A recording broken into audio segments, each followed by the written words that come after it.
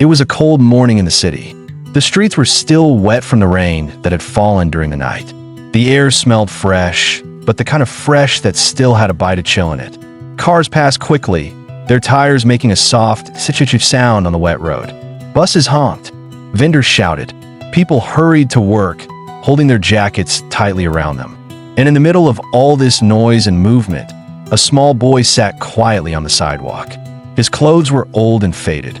His shoes had holes at the toes, and the laces didn't match. Beside him was a small, metal lunchbox. This was Samuel.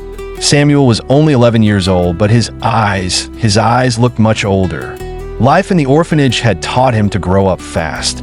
Every morning, before school, Samuel would take the lunch the orphanage gave him, usually a piece of bread, a boiled egg, and sometimes a small banana, and go sit by the main road. He didn't sit there to beg. No, Samuel had learned that begging often made people avoid you or look at you like you were invisible. He sat there to watch people. In a city so big, he liked to imagine their lives, their jobs, their homes. Sometimes, he would make up little stories in his head about them. He would look at a man in a suit and think, maybe he's a lawyer who helps people get justice. Or he would see a woman in bright clothes and imagine she was on her way to a big singing competition. It was his way of feeling connected to the world outside the orphanage walls. That morning, a black car, long, shiny, and more expensive than anything Samuel had ever seen, rolled slowly to a stop in front of him. It was the kind of car you see in movies, the kind with tinted windows that hide whoever is inside. The driver stepped out, wearing a clean uniform and a cap. He opened the back door, and a tall man stepped out. The man wore a dark suit that looked like it cost more than the orphanage's entire furniture. His shoes shined so much they reflected the wet pavement. On his wrist was a watch with tiny diamonds around it. He carried himself like someone used to being obeyed. This was Mr. Williams, one of the richest men in the country. But today, he wasn't smiling. In fact, his face was tight, his eyes sharp with stress. Mr. Williams had an important business meeting at the city's biggest hotel. The meeting could change the future of one of his companies, and he was already running late. His phone rang as soon as his feet touched the ground. He stopped near Samuel without noticing him. The voice on the other end of the call was loud and angry. Mr. Williams spoke in a low but firm tone, trying to control the situation. Samuel watched quietly.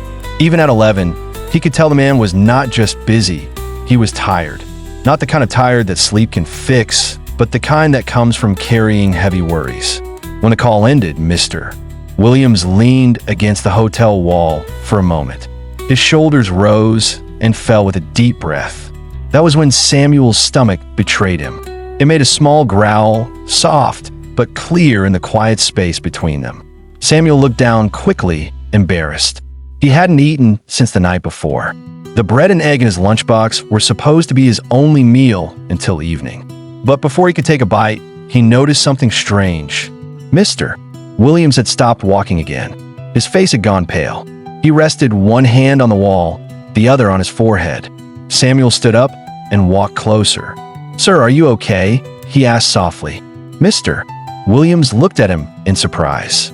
"I'm fine, boy," he said quickly. "Just didn't have breakfast. I'll be fine."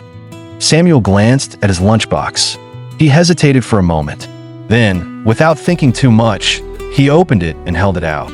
"You can have mine," Samuel said. "It's not much, but the bread is fresh today." Mr. Williams blinked, caught off guard. He was a billionaire. He could buy breakfast from anywhere, call a chef to cook for him in 10 minutes. But this was different. "You're giving me your food?" he asked slowly. Samuel nodded. "You look hungry," he said simply. "And you look like you need it more than me right now." For a long moment, neither of them spoke. Then Mr. Williams took the lunchbox gently, as though it were something valuable. He sat on the edge of a low wall and ate quietly, while Samuel stood beside him. When he finished, Mr. Williams handed the empty box back. "Thank you," he said softly. "What's your name?" "Samuel. Do you always sit here?" Samuel nodded. "Before school. I like to watch people." Mr. Williams smiled faintly, the first smile of his morning. "Well, Samuel, you've done something today that no one else has." You reminded me that kindness still exists." He reached into his pocket and took out a white business card with gold letters. "If you ever need anything, call this number," he said. Samuel took it, but deep down, he didn't expect anything to happen. Rich people were always busy. That evening, Mr. Williams couldn't stop thinking about the boy.